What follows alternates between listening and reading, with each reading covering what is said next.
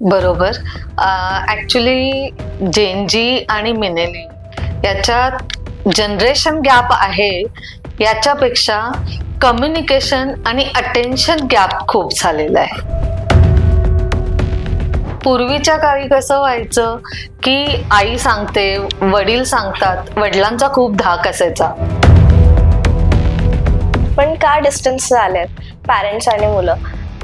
Due to digital work की त्यांचं parents जॉबला असतात की काही ना काही रिझन असतं त्यामागे? बरोबर. तर त्यामागे काय रिझन तुम्हाला वाटतं अप्रोप्रिएट आहे?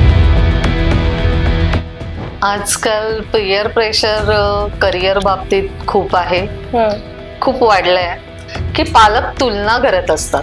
पालक आपल्याच 2 मुलांमध्ये पण तुलना करतात.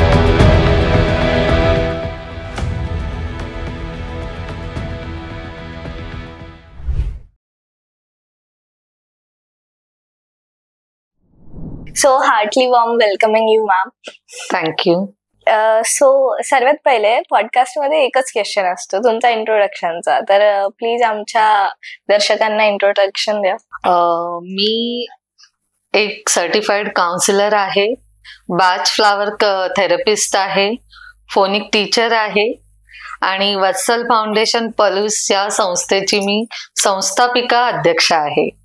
आणि बऱ्याचशा पॅरेंट्स बरोबर काम केलेलं आहे, त्यांच्यासाठी बरेच वर्कशॉप अरेंज केले आणि जे काही प्रोव्हन टेक्निक्स आहेत त्यानुसार आपण मुलांमध्ये, पालकांमध्ये खूप सारे बदल घडवलेले पण आहेत. सो आता आपण पॅरेंटिंग कोच म्हटलं तर एक क्वेश्चन येतोच आपल्या मनात की ही स्ट्रीम एवढी धाजलेली नाहीये, पॅरेंट्सला पण एवढं माहित नाहीये, राईट? तर पॅरेंट्स आर लाईक की आम्ही जायला पाहिजे, नाही जायला पाहिजे, त्याच्या मागचे प्रोज कॉन्स. आणि मोस्टली ना पॅरेंटिंग कोच कडे ना मुलंच घेऊन जातात, राईट? पॅरेंट्सला पण. पॅरेंट्स डोंट थिंक सो की I haven't scene that parents की ते चालले आहेत आणि पॅरेंटिंग कोच जवळ चालले आहेत मुलांना घेऊन. मुलं त्यांना घेऊन जातात पॅरेंट्सला. So what do you think की पॅरेंटिंग कोच इम्पॉर्टंट आहे की नाही लाईफ मध्ये? अगदी छान क्वेश्चन आहे हा. जसं तू बोलली की पॅरेंटिंग कोच हे एक कोचिंग असू शकतं, ही समाजाला अजून तेवढी अवेअरनेस नाही. जे ट्रॅडिशनल पालकत्व सुरू आहे त्याप्रमाणे पालकत्व करत असतात, पण ट्रॅडिशनल पालकत्व आणि आजचं पालकत्व, आजची मुलं, राईट, याच्यात खूप फरक आहे.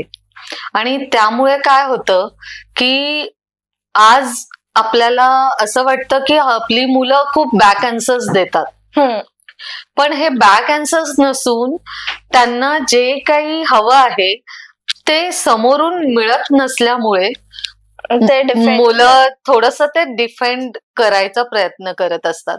कारण आजची मुलं ही कशी आहेत, बोलकी आहेत, पण त्यांना त्यांच्या भावना योग्य पद्धतीने करता येत नाहीत आणि त्याच भावना मोस्टली अँगर मध्ये व्यक्त होतात. हा, आणि ऐकून घेतलं जात नाही म्हणून त्या अँगर मध्ये ते व्यक्त करतात, राईट? असं होतं.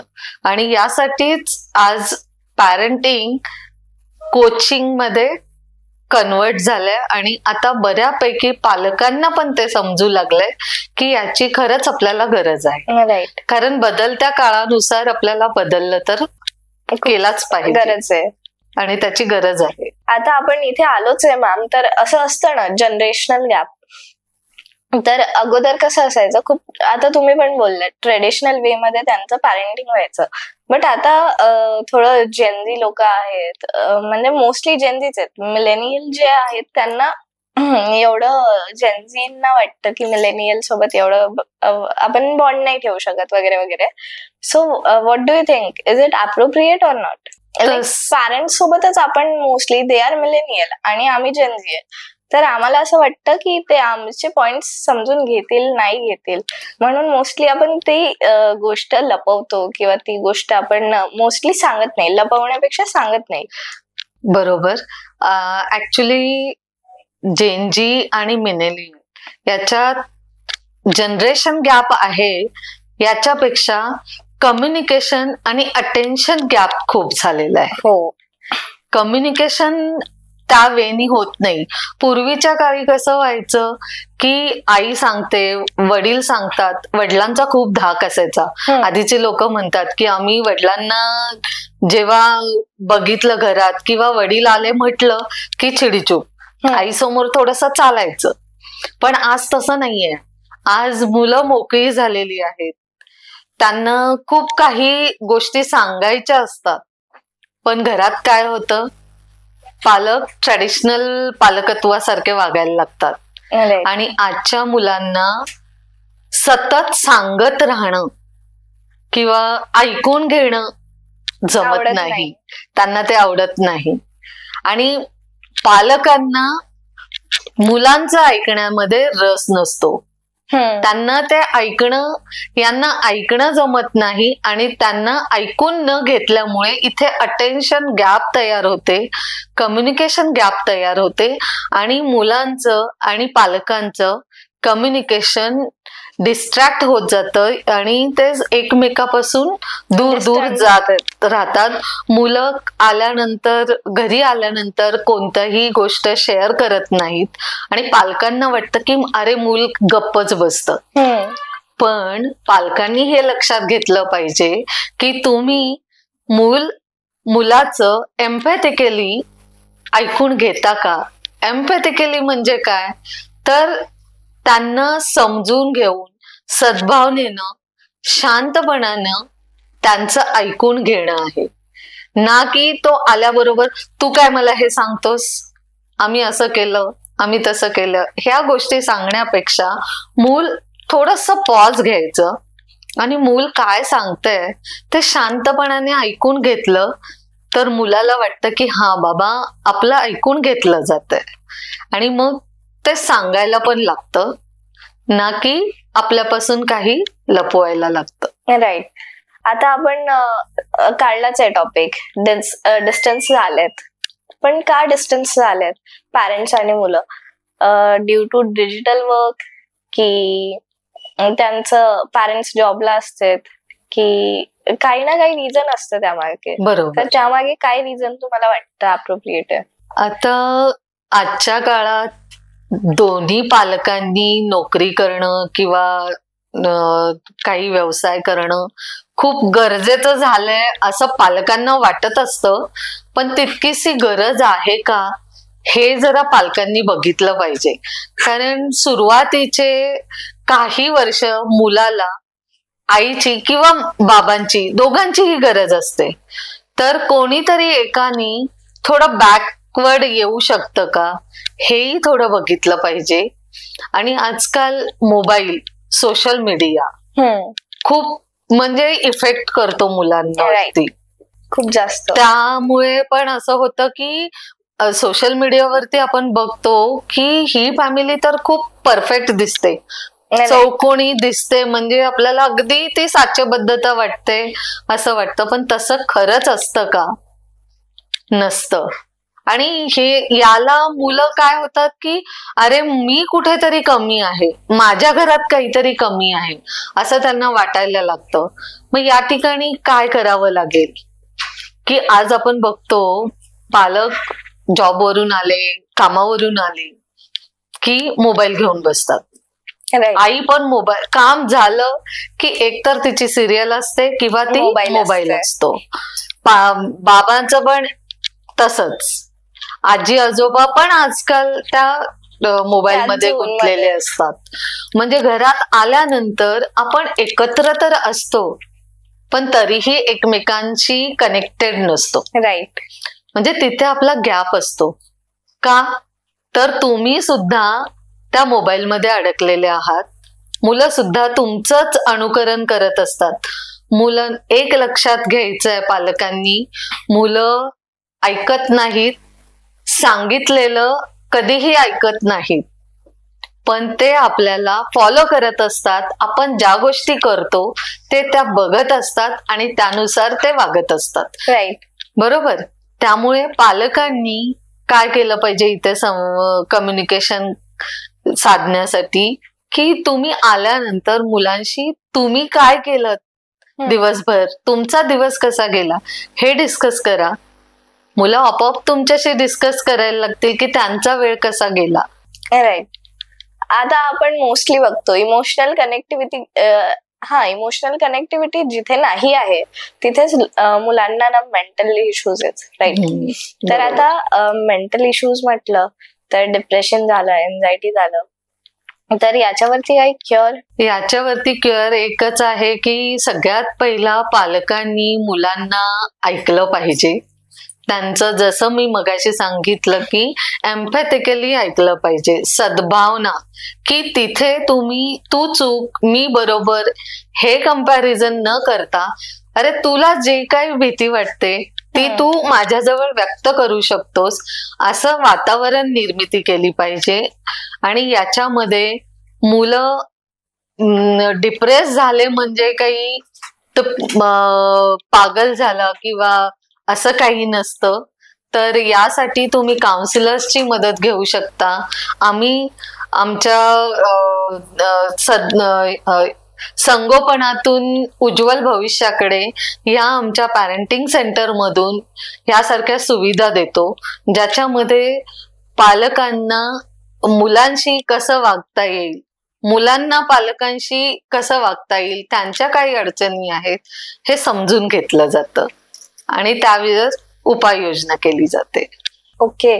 पण मॅम आता आपण पहिले डिस्कस केलं आजकालचे पॅरेंट्स जॉबवरती असते. राईट. तर जॉबवरतून त्यांना टाइम भेटतो नाही भेटत हा पण सीन असतो. आणि मुलांचं पण असं असतं, मुलांना आपण बघतोच आहे आता जेनझी लोक आहेत, तर जेनझी लोक मोस्टली नाईट आउट्स, त्यानंतर पबिंग क्लबिंग या गोष्टींमध्ये असतात. तर ते घरी येतात कामावरून किंवा त्यांच्या ऑफिसवरून किंवा त्यांच्या स्कूल कॉलेजेस मधून, तर ते डिरेक्टली तिकडे शिफ्ट होते पबिंग क्लबिंग XYZ. पॅरेंट्स सोबत टाइम स्पेंडच नाही करत. असं का झालंय? जसं की जसा पॅरेंटिंग मध्ये पालकांमध्ये एक 360 डिग्रीचा आता म्हणतो ना एक फ्लिप झालेला आहे. कारण आधीचं पॅरेंटिंग आणि आत्ताचं पॅरेंटिंग खूप वेगळं आहे. आजच्या काळाला पालकांनी समजून घेतलं पाहिजे की काय गरज आहे. आता पूर्वीच्या काळी जसं मगाशी मी सांगितलं की धाक असायचा. आजच्या काळामध्ये पालक हे ऑथॉरिटिव्ह पण आहेत, परमिसिव्ह पण आहेत, इंटेलेक्च्युअल पण आहेत. मग अशा वेळी काय करतात हे पालक की काही पालक ट्रॅडिशनल वेनी वागत असतात, पण इथे काय होतं मग मुलं काही न सांगता किंवा खोटं बोलून या गोष्टी करायच्या मागे लागतात.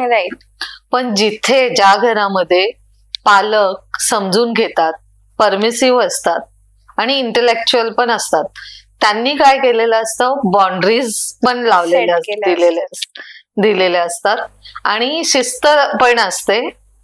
आणि तिथे मग मुलांना मनमोकळेपणाने पॅरेंट्सशी बोलता येतं. आणि मग पॅरेंट्सची परवानगी घेऊन आपण त्याला तू जाऊ नको असं न सांगता पॅरेंटनी तू जा, पण या वेळेपर्यंत तुला घरी आलं पाहिजे आणि तुझ्या सोबत कोण आहे, तू एक्झॅक्टली कुठे जातोयस, या सगळ्या गोष्टी सांगितल्या पाहिजेत. हे जेव्हा आपण मुलांना शिकवतो तेव्हा मुलं आपोआप आपल्याला जसं हवंय तसं वागू लागतात. राईट. आता आपण बघतो पॅरेंट्स फ्रेंडली असतात सर्व काही, पण टाइम नाही देत आणि त्यामुळे मुलांची मेंटल स्टेट खराब होते. मुलं मोस्टली बाहेर पण जास्त कोणाशी बॉन्ड नाही क्रिएट करत आणि मोस्टली आजकाल इंट्रोवर्ट आहेत. राईट. आता लोकांना मोस्टली एक्सप्लोर करायला, म्हणजे मोस्टली जेनझी लोकांना इंट्रोवर्ट राहायलाच आवडतं किंवा ॲम्बिवर्ट. त्यांचं असं असतं की हे माझी कम्फर्ट झोन आहे, यांच्याशीच बोलायचं. हे पॅरेंट्स माझ्याशी चांगल्याने नाही वागत किंवा माझ्यासोबत टाइम स्पेंड नाही करत किंवा XYZ समथिंग इश्यू असतात पॅरेंट्स मध्ये आणि त्यांच्यामध्ये मधातले काही इश्यू असतात. तर ते सॉल्व्ह न केल्यामुळे खूप काही प्रॉब्लेम्स पुढे पण क्रिएट होतात. तर व्हॉट डू यू थिंक की ते प्रॉब्लेम्स क्रिएट नाही केले तर अजून त्या मुलाच्या मेंटल स्टेट वरती किंवा त्या मुलाच्या थोडं करिअर वरती त्यानंतर बाकीच्या गोष्टींवरती काय इफेक्ट होईल? मगाशी जसं मी सांगितलं की आपल्याला पालक म्हणून लक्ष ठेवणं खूप गरजेचं आहे. मुलाच्या वागण्यामध्ये काही बदल होतात का, तर ते बदल होत असतील, सांगून काही त्याच्यावरती उपाय होत नसेल, काही फरक पडत नसेल, तर त्यावेळी नक्कीच आपल्याला तज्ञांची मदत घ्यावी लागेल. आणि असे आता आमच्यासारखे काउन्सिलर्स खूप आहेत. आणि तुम्ही काउन्सिलरकडे गेलात म्हणजे काही गुन्हा करताय असं नाहीये. तुम्हाला तुमच्या पाल्याला त्याच्यातून बाहेर काढायचं आहे तर तुम्ही अशा तज्ञांची मदत नक्कीच घेऊ शकता. पण तुमचं त्यासाठी मुलांवर लक्ष असणं खूप गरजेचं आहे. मुलांना थोडा वेळ रोज देणं हे खूप महत्वाचं आहे. मुलांना वेळ दिला, मुलांशी बोललो, त्यांचं आपण खूप बोलण्यापेक्षा त्यांचं थोडं ऐकलं तर खूप काही गोष्टी सॉल्व्ह होतात. आपण या सर्व गोष्टी जर डिस्कस केल्या, पण पियर प्रेशर हे सर्वात मेन टॉपिक येतो यामध्ये. तर व्हॉट डू यू थिंक की कसं याला? आजकाल पियर प्रेशर करिअर बाबतीत खूप आहे, खूप वाढलंय. कारण काय आपण याच्यामध्ये काय होतं की पालक तुलना करत असतात. राईट. पालक आपल्याच 2 मुलांमध्ये पण तुलना करतात, बाहेरच्या मुलांची तर तुलना करतच असतात. ही तुलना सगळ्यात पहिला पालकांनी थांबवली पाहिजे. कारण कुठल्या पण गोष्टीवरती झालं, मार्क्सच्या गोष्टीवरती झालं, बघ अगदी बरोबर, प्रत्येक गोष्टीमध्ये तुलना ही केली जाते. ते पहिलं पालकांनी थांबवलं पाहिजे. कारण प्रत्येक मूल हे वेगळी एक आयडेंटिटी घेऊन आलेलं असतं. प्रत्येक मुलामध्ये एक हिडन कॅपॅसिटी असते, एक आंतरिक काय म्हणतो त्याच्यामध्ये एक आंतरिक गुण असतो. पालकांनी तो वेळीच ओळखला पाहिजे. आणि जर तुम्हाला तो ओळखता नाही येत असेल, आज आता अशा काही टेस्ट पण आहेत की ज्या आपण टेस्ट केल्या तर आपल्याला मुलांमध्ये जन्मतात ज्या काही गोष्टी आहेत चांगल्या, त्यांचे वीक पॉइंट काय आहेत, त्यांचे स्ट्रेंथ कोणते आहेत, कोणत्या गोष्टीमध्ये आपलं जन्मताच चांगलं आहे हे कळतं. आणि त्या केल्यामुळे आपल्याला एक योग्य मार्ग सापडतो आणि एक करिअर दिशा आपण ठरवू शकतो. मॅम, आजकाल एन्झायटी, डिप्रेशन झालं, हे इश्यूज ना आपल्याला सर्व लोकांमध्ये दिसतात. मोस्टली जनजी लोकांमध्ये तर दिसायलाच येतात, पण ते मोस्टली पॅरेंट्सला सांगू नाही शकत मला असे असे इश्यू होत आहेत किंवा काही. कारण पॅरेंट्सला वाटतं की मेंटल हेल्थ इश्यूज काय असतं की पागल झालंय किंवा काही वेगळाच अर्थ घेतात त्याचा. तर तुम्ही आमच्या ऑडियन्सला त्याचा एक प्रॉपर अर्थ सांगा. तर डिप्रेशन, एन्झायटी आजपर्यंत आपल्या भारतासारख्या देशामध्ये ऐकायला मिळत नव्हते. आजकाल हा प्रश्न खूप मोठा निर्माण झालाय की प्रत्येकाच्या तोंडातून येतं की डिप्रेशन आलंय, मी डिप्रेस होतोय. आजकालचं आपण खूप म्हणजे मुलांना खूप मोकळीक देणारे पालक पण आहेत आणि खूप स्ट्रिक्ट राहणारे पालक पण आहेत. आणि या दोन्हीचा त्या मुलांवरती विपरीत परिणाम होत असतो. जसं की खूप अडकवून ठेवलं तरीही प्रॉब्लेम होतो, खूप मोकळं सोडलं तरीही प्रॉब्लेम होतो. पण डिप्रेशन आणि एन्झायटी कधी वाढते? कारण आजकालच्या मुलांमध्ये जसं पालकांमध्ये काही त्रुटी आहेत तसे मुलांचं पण आहे की मुलांमध्ये ऐकून घेण्याची किंवा पेशन्स म्हणतो ना, पेशन्स नाहीयेत. आणि हे पेशन्स येण्यासाठी पालकांनी योग्य त्या वयात प्रयत्न केले पाहिजेत. ऐकून घेणं, मुलांचं जसं आपण ऐकून घेणं महत्वाचं आहे, गरजेचं आहे, तसंच मुलांना पण हे शिकवलं पाहिजे की काही गोष्टी तुला पण ऐकल्या पाहिजेत आणि त्यासाठी एक पेशन्स ठेवला पाहिजे.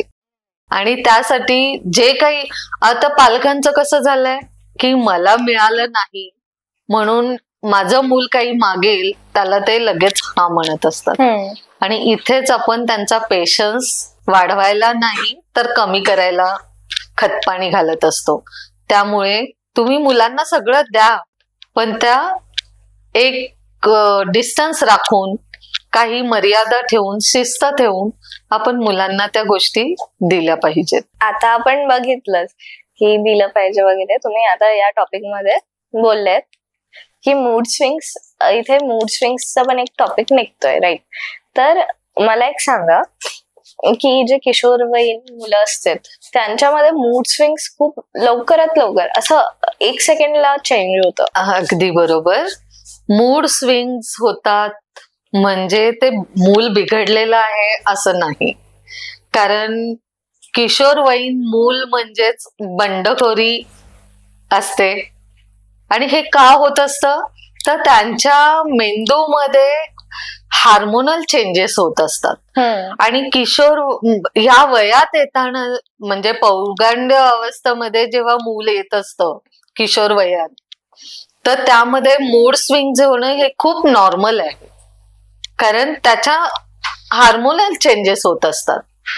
मग तेव्हा मुलांना आपण थोडं शांतपणाने ऐकून घ्यायचं. पहिला त्याला जे काही बोलायचं ते बोलू द्यायचं आणि नंतर आपण पालक म्हणून असं त्यांना म्हणू शकतो की मला तुझी अडचण समजते, तुझ्या भावना कळतायत, मी तुला, आपण बसू, आपण दोघे म्हणून त्याच्यावरती काही मार्ग काढू शकतो का, हे आपण बोलू शकतो. आणि असं केल्याने काय होतं की मूल आपोआप थोडस डाऊनफॉल मध्ये यायला सुरुवात होते. तो थोडासा, तोही आपण श्वास घेतला की तोही श्वास घेतो.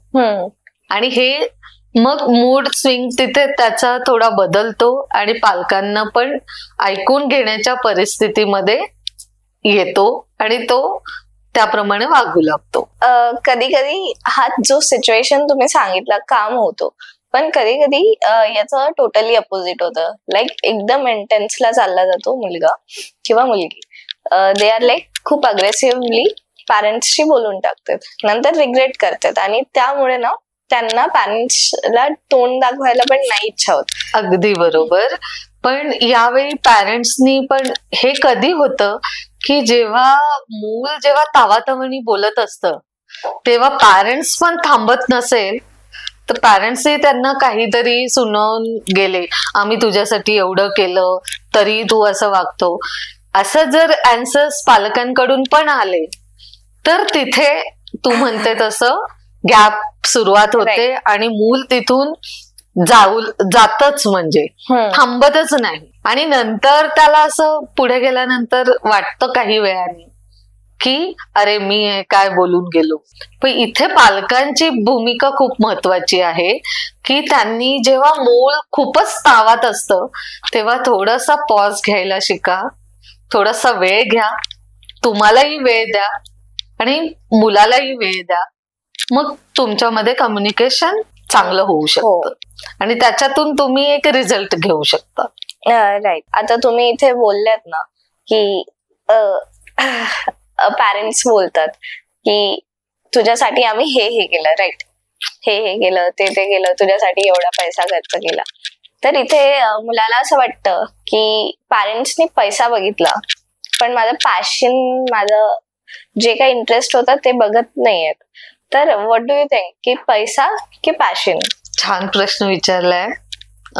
आजकालच्या युगामध्ये पैशाला खूप महत्व दिलं जाते, त्यामुळे दोन्ही पालक आजकाल झपाटल्यासारखे पैसा कमवायच्या मागे लागलेले असतात. बरोबर.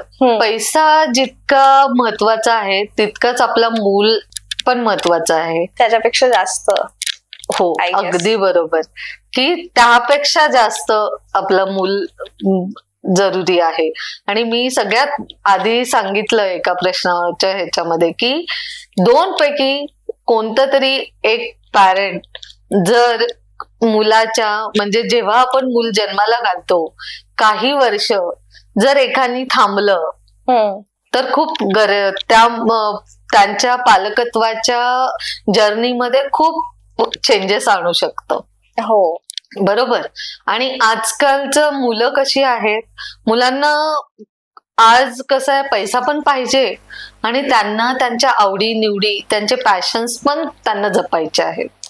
तर यासाठी आपण काय करू शकतो, तर पालक हे बोलू शकतात की तुला डॉक्टरच होण्याची गरज नाही, इंजिनियरच व्हायला पाहिजे असं काही नाही.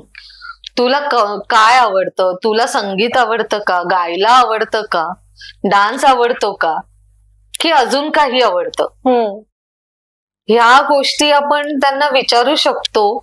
आणि जसं मी मगाशी सांगितलं, अशा काही सायंटिफिक टेस्ट आहेत, सायकोमेट्रिक टेस्ट आहेत की ज्याच्यातून मुलांच्या जन्मजात आवडी निवडी आपल्याला समजू शकतात.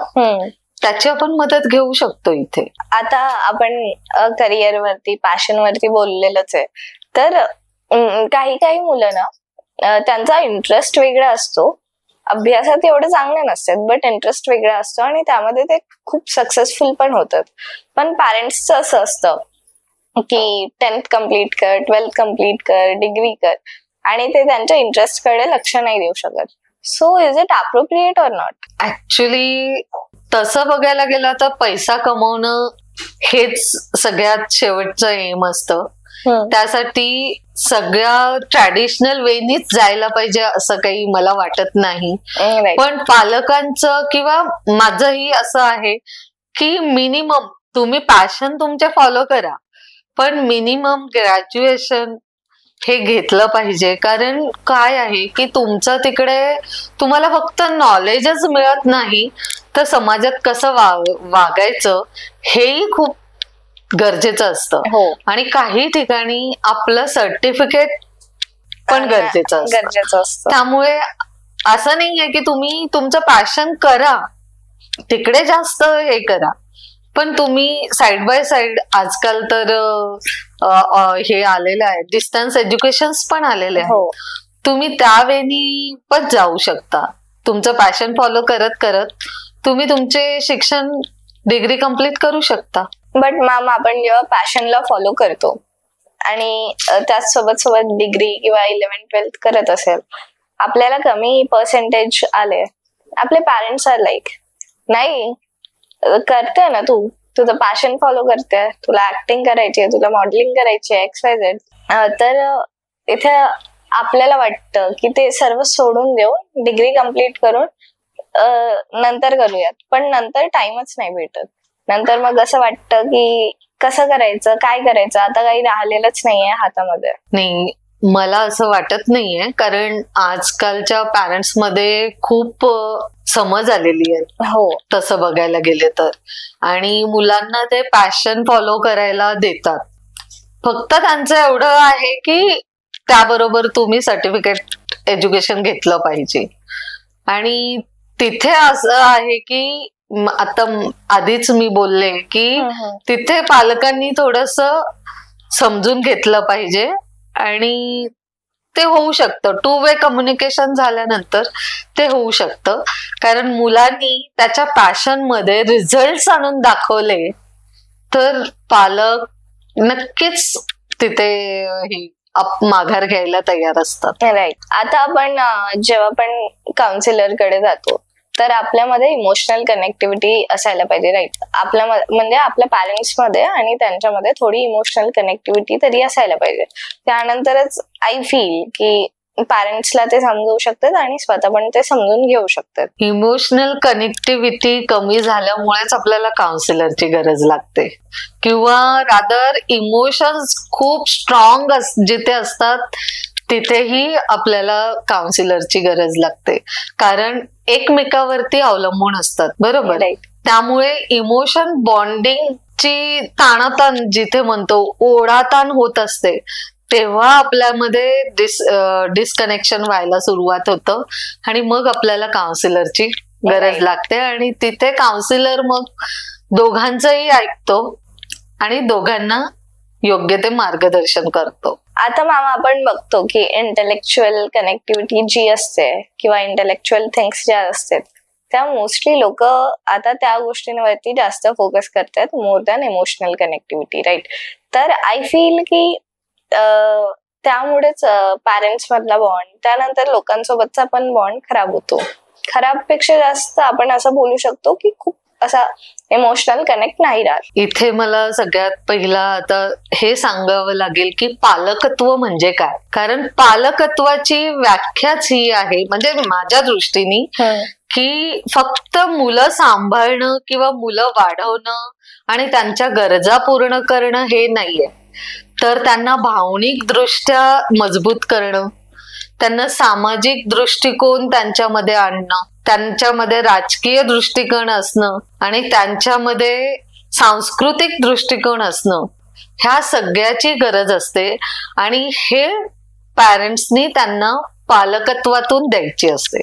पालकत्व ही काही एक शाळा नाहीये की जसं आपण शाळेत जातो आणि तिथे हे विषय शिकवले जातात, असं नाहीये. पण रोजच्या आपल्या वागण्यातून, बोलण्यातून आणि करण्यातून, कृतीतून हे आपण मुलांना शिकवत असतो. आणि इथेच ह्या भावनिक दृष्टीने जर आपण मुलांना वाढवलं तर ते खूप गरजेचं आहे असं मला वाटतं. मॅम, आता या टॉपिक नंतर आय फील की जी ट्रेडिशनल पॅरेंटिंग होती आणि आताची जी पॅरेंटिंग आहे, तर त्यामध्ये जो डिफरन्स आहे, तर त्या डिफरन्सच्या अकॉर्डिंगली तुम्हाला कुठलं पॅरेंटिंग मोस्टली वाटतं की पॅरेंट्सने यूज केलं पाहिजे? मला असं वाटतं की बॅलन्स पॅरेंटिंग झालं पाहिजे, की जिथे मुलांना तुम्ही शिस्त पण लावू शकता, जिथे त्यांना मोकळेपणाने त्यांचे विचार मांडता येतील असंही तुम्ही त्यांच्याशी वागू शकता. आणि शिस्त लावणं म्हणजे असं नाही की खूप बर्डन असावं, त्यांना त्या शिस्तीची मजा आली पाहिजे. एका मर्यादामध्ये राहून मुलं आपल्याशी मुलांनी वर्तणूक केली पाहिजे.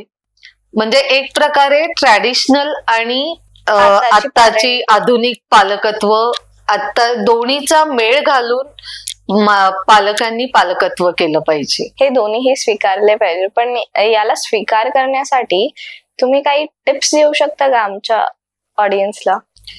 हे स्वीकारण्यासाठी टिप्स म्हणजे काय, तर मुलांचं पण ट्रॅडिशनल पालकत्वामध्ये कसं होतं की मुलांचं ऐकूनच घेतलं जायचं नाही. पण आता सध्या पालकांनी मुलांचं पहिलं ऐकलं पाहिजे. त्यांचं ऐकून घेणं जेवढं गरजेचं आहे. म्हणजे यातून आपण काय शिकतो, मूल काय शिकत असतं पालकांकडून, की पालक म्हणून माझं हे ऐकून घेतात. जेव्हा ते बोलत असतात तेव्हा मीही ऐकलं पाहिजे त्यांचं, हे आपल्या कृतीतून शिकत असतात. त्यामुळे सद्भावनेनं, एम्पॅथिकली आपण त्यांना ऐकून घेणं हे खूप गरजेचं आहे. ही एक टीप मला पालकांना द्यायची आहे की त्यांचं ऐकणं, पहिलं तुम्ही ऐकायला सुरुवात करा, मूल तुमचं आपोआप ऐकायला लागतं. राईट. आता आपण बघतोच की सर्वात पहिली शिक्षणाची पायरी आपलं घर असतं. बरोबर. तर कधी कधी कसं होतं, आपल्याला जेव्हा आपले पॅरेंट्स कशावरून तरी बोलतात, जसं आपण बोललो ना, तुलना करतात, तर तुलनामुळे ना कॉन्फिडन्स लो होतो. तर आय फील की तो जी तुलना असते त्यानंतर जे काही असतं ते नाही करायला पाहिजे. आणि कॉन्फिडन्स बिल्डअप कसा करायचा मुलांचा ते पालकांनी समजलं पाहिजे. कॉन्फिडन्स बिल्डिंग साठी आपण तुलना केलीच नाही पाहिजे, कारण प्रत्येक मूल हे वेगळं असतं. त्यावेळेला कॉन्फिडन्स देण्यासाठी आपण काय केलं पाहिजे की तू जे काही करतोस, कारण कधी कधी मुलं म्हणतात शेजारच मूल बघ हे करतो, त्यांनी इकडे प्रवेश मिळवला, तो जेई मध्ये IIT मध्ये गेला, त्यांनी इथे टॉप केलं, तो स्विमिंग मध्ये. अशी जी तुलना आहे ती न करता तू जे काही करतोयस ते खूप छान करतोयस, बेस्ट करतोयस, असं जर आपण थाप दिली, तू कालच्यापेक्षा आज बेटर केलंयस असं जर बोललो तर आपल्या मुलामध्ये कॉन्फिडन्स चांगला वाढू शकतो. राईट. आणि तीच एक पायरी आहे की आपण मुलाला कॉन्फिडन्स बिल्ड करतो आणि त्याला समाजात जाण्यासाठी किंवा पुढे आपले जे काही बॉन्ड तयार होतात ते स्ट्रॉंग तयार होतात. आणि कॉन्फिडन्स एकदा वाढला मुलांमध्ये तर ते कोणत्याही समस्येला सामोरे जात असतात. सो मॅम, इथे पॅरेंट्सला आणि त्याचसोबत मुलांमध्ये पण काही लिमिटेशन्स असायला पाहिजे का? पॅरेंटिंगचे लिमिट्स, पॅरेंट्सनी पण मुलांवरती किती निर्णय घ्यावेत याला लिमिटेशन असलं पाहिजे. आणि हे का म्हणते मी, कारण जर प्रत्येक गोष्ट आपण स्पून फीडिंग करत गेलो तर मूल हे स्वावलंबी कसं कधी बनेल? आपण प्रत्येक गोष्टीचे, प्रत्येक समस्यांचं आपण जर त्यांना उत्तर देत गेलो तर मुलांमध्ये कॉन्फिडन्स राहणार नाही, ते स्वावलंबी बनणार नाही. त्यामुळे पालकांनी एक निर्णय त्यांच्या काही काळानंतर एक निर्णय त्यांच्यावर सोपवायचा की बघ, तुला जो निर्णय घ्यायचा आहे तो तू घे, पण त्यामध्ये तू तुझं बेस्ट कर, त्याच्यामध्ये तू सतत प्रयत्न करत राहा, आणि काही अडचण आली तर आम्ही आहोतच.